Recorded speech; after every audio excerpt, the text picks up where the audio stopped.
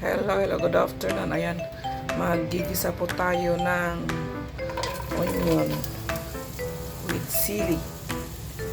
Ito po ay binagoongan, guys. Ito po ang aking lunch. Kasi si amo kumain nun ng salad. Yun na ang pananghalian niya. So, magluluto ako ng sa akin. Ito ang gusto ko ngayon, guys. Ayan, yung onion. So, gigisa natin. Hanggang lumabas yung kanyang aroma.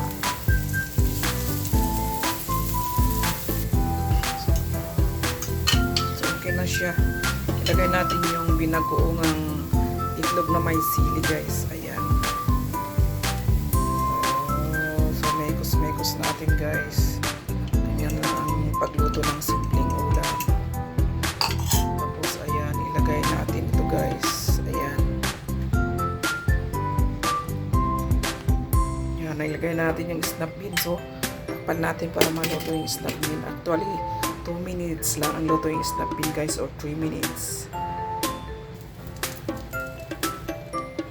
Ayan, luto na, guys. Kain na po tayo. Good afternoon.